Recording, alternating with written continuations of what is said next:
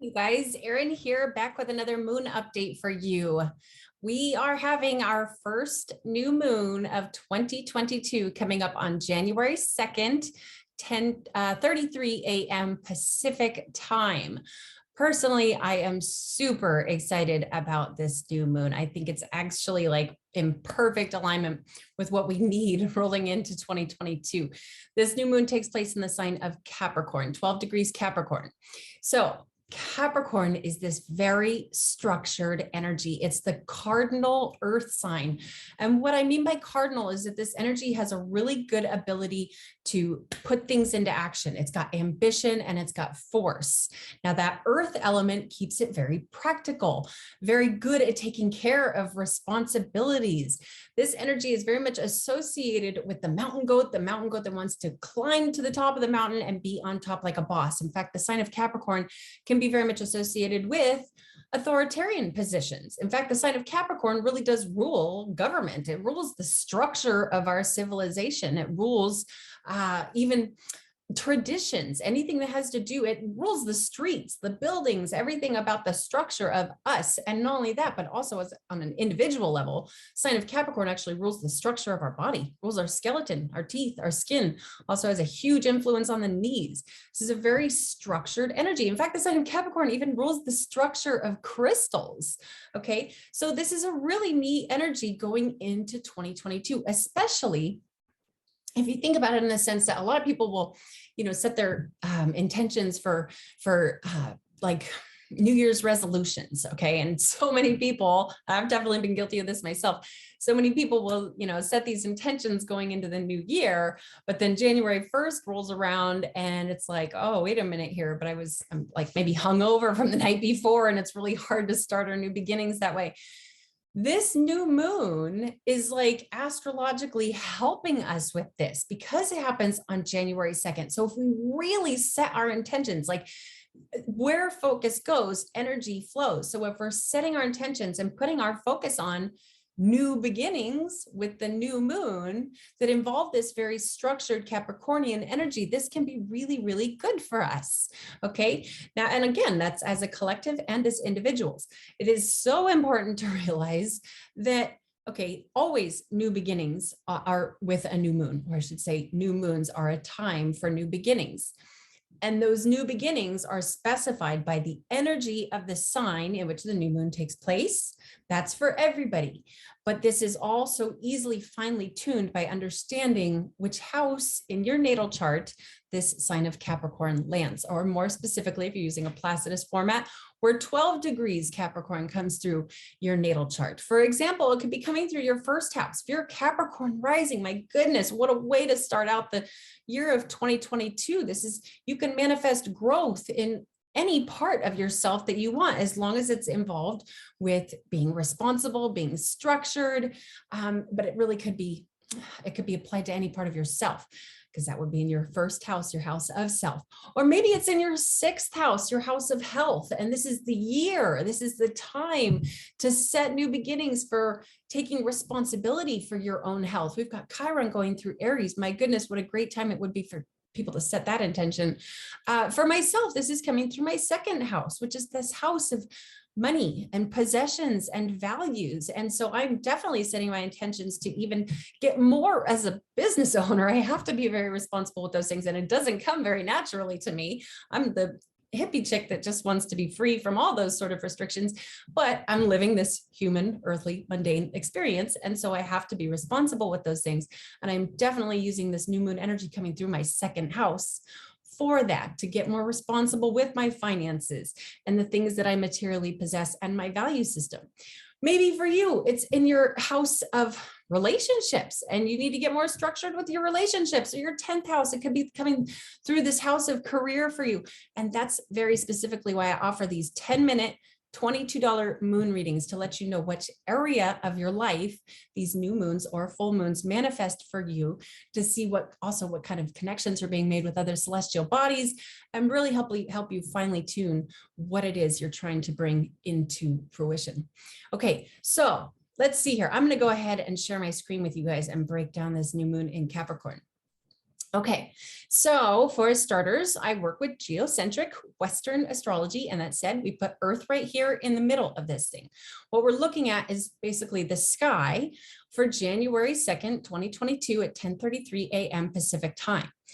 Okay, so these guys right here that go around the outer part of the wheel, these are the celestial bodies. Like here's the sun, here's the moon, here's Venus, Pluto, Mercury.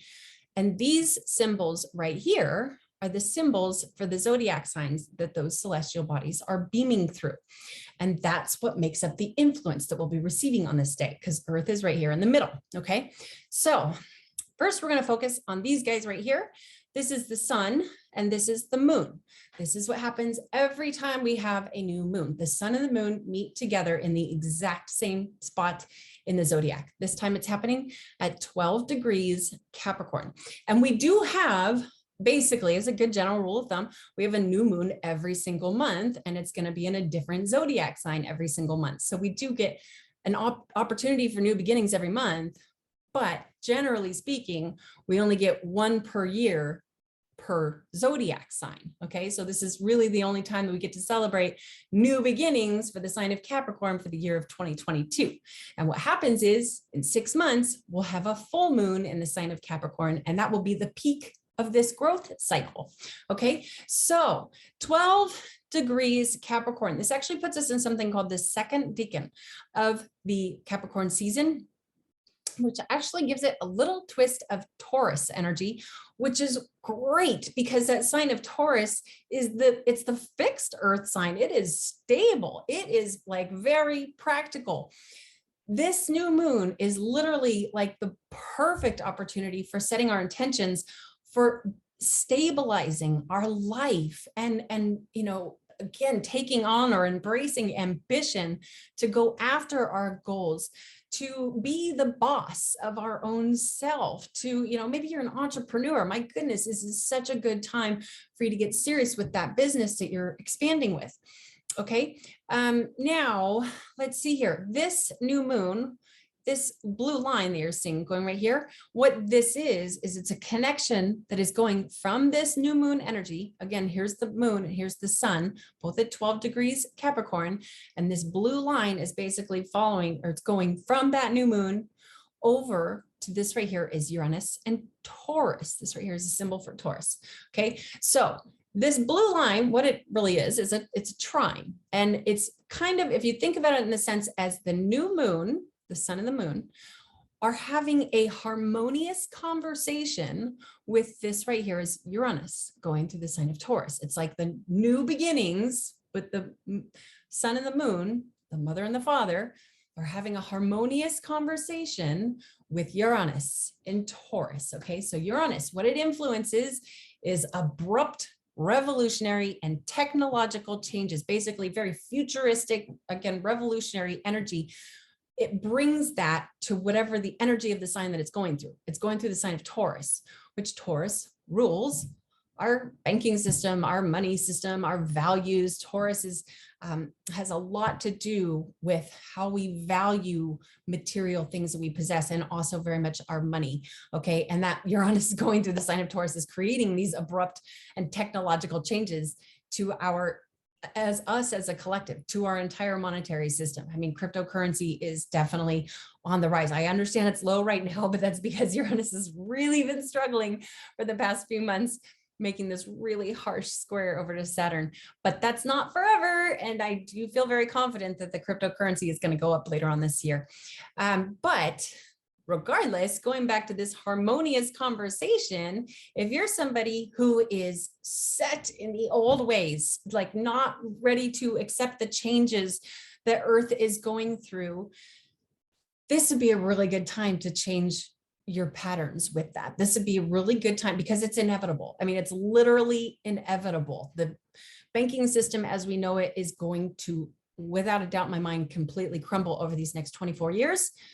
Probably much sooner than that, but especially throughout this year, we have a Pluto return going through the United States second house. Wow, that's a crazy one.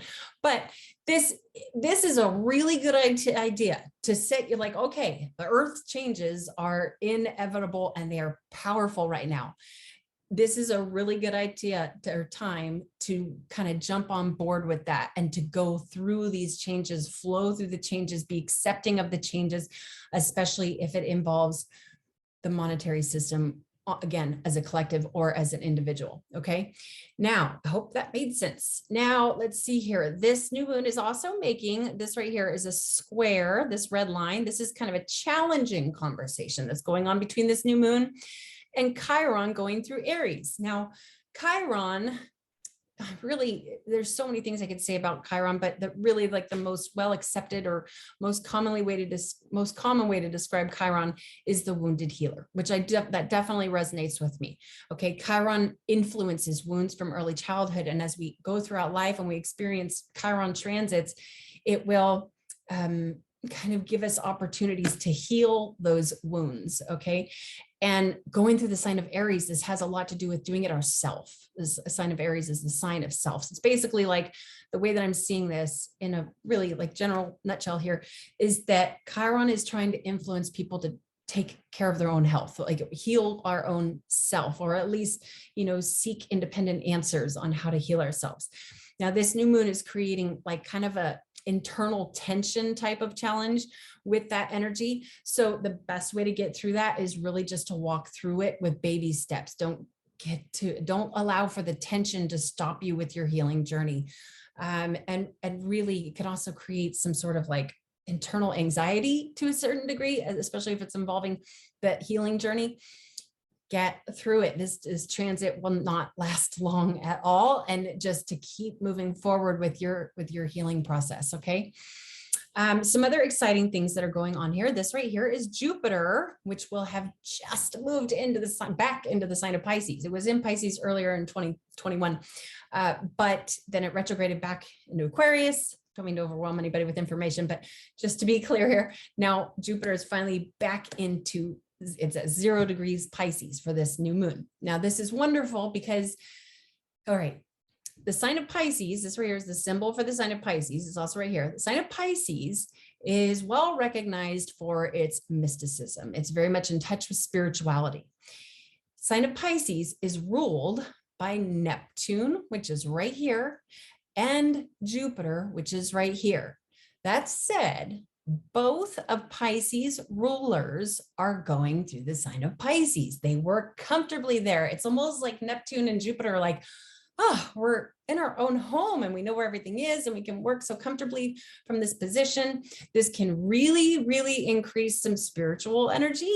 I know a lot of people are really like kind of waking up to some sort of a spiritual journey. People are writing me like crazy, telling me about these like awakenings that they're having and dreams that they're having, which is so Neptune and Pisces. But now Jupiter's here kind of making that a bigger deal.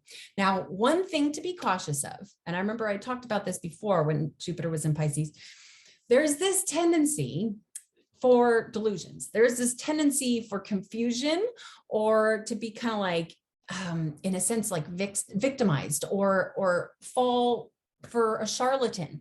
It's a perfect way to describe this energy. So it's really important to pay attention to where we're getting our information from. Check your sources, check your where you're getting your information from, because we can kind of be, in a sense, like easily fooled with this. But on the quality, from the quality of this energy, it very much is on the spiritual side, which I am a Pisces, so I love this. But okay, now what we're seeing right here, these red lines right here, these are squares. They're, again, these are kind of challenging connections that'll be going on the day of the new moon between this Jupiter and Pisces and the nodes, the north and south node. So this can, in a sense, this would create a T-square. And the best way I'm going to interpret this as, this can create, in a sense, some tension to like in the direction of our journey, the direction of our destiny. The north node has a lot to do with our destiny. Okay. There could be some sort of tension there, but also spiritual problem solving. Okay. And the reason I say that is because basically this is a T-square. And the T squares can create some really good problem solving energy. It creates like a problem basically, but then an energy to be able to get through that problem or again, solve that problem. And since Jupiter is at 0 degrees, such a strong degree of that Pisces energy, again, that's very spiritual energy, solving our problems with spirituality. Okay. Let's see here. Is there anything else that I really want to mention here? Yes. Mercury just moved into Aquarius. This is wonderful. For this new moon, Mercury will be at 0 degrees Aquarius. Mercury loves being in the sign of Aquarius. This is genius energy. Okay. Mercury rules our consciousness, rules our conscious awareness, rules our mind. Mercury is the messenger of the gods. It has a lot to do with the information that we're receiving and then putting back out. Mercury has a lot to do with our communication skills. Okay.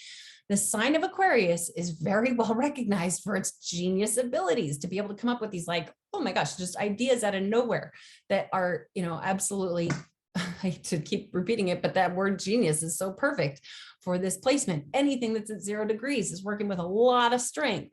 And not only that, but Mercury, holy smokes, is going to be trining the north node and also making a sextile to the south node. So use your intellect for this new moon. Utilize that Mercury at 0 degrees Aquarius. All my friends that have their Mercury in Aquarius, they're just all literally geniuses. It's wonderful. Or even people with their sun in Aquarius. Just the people have this tendency with Aquarius energy to come up with these brilliant ideas that kind of came out of nowhere. It's wonderful. We will still have Venus conjunct Pluto, which is not the greatest energy in the world, especially going through the sign of Capricorn. Relationship issues up the yin yang. I've been getting a lot of relationship questions coming through with clients. This is one that could be revealing secrets. I think I mentioned this in the last video. This is one placement that could be revealing not only secrets, but also revealing like dark forces and that sort of thing. So again, hey, maybe that could be, resolving the problem with spirituality, going back to that T square up to Jupiter. So there's that. Okay. I think I'm going to leave it at that. I don't want to overwhelm anybody with too much information. Hopefully I didn't lose anybody's interest yet. So the next thing I'm going to mention is, of course, gemstones that resonate well with that sign of Capricorn. So like I mentioned earlier, Capricorn actually rules the structure of crystals. So really, almost any crystal is going to be really good to sit with for this new moon. But the dedicated zodiacal birthstone for the sign of Capricorn is Garnet. This is my piece of Garnet right here. It is a little dusty because it's been sitting on my dresser, but it's gorgeous. Garnet is this like super dark red stone. I love Garnet because I don't have any Capricorn, any prominent placements in the sign of Capricorn in my natal chart. So this is something that I use to kind of bring that Capricorn energy in, to bring that stability in, to bring the structure into my life. That's what I love using Garnet for. If you're somebody who's lacking in structure in your life or responsibilities, if you're somebody who's just like kind of, procrastinating responsibilities, I highly recommend using a piece of Garnet. This one is usually just either sitting right here or on my dresser because I like to keep it near at all times. But any real like good dark grounded stone like this right here is tiger's iron. And let's see, this is lapis. Lapis is a good, strong, structured stone. It's anything that's going to bring some groundedness or calmness into your life or stability into your life. The darker stones are going to be really good for this new moon.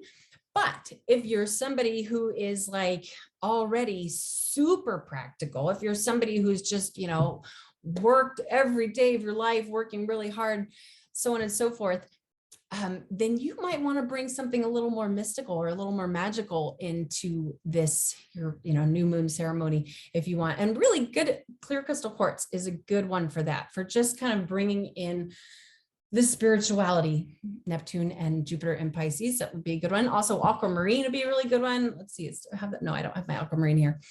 Amethyst is another good one. Amethyst is a really good one for bringing in the, can provide protection, can keep you in alignment with where you need to be going, can even kind of tap in to help you foresee the future in a sense, but also is very spiritual. So the amethyst could be another good one. I'll leave a full extensive list of Capricorn stones in either the description or the comment section, depending on where you're seeing this recording, that you can work with for this new moon.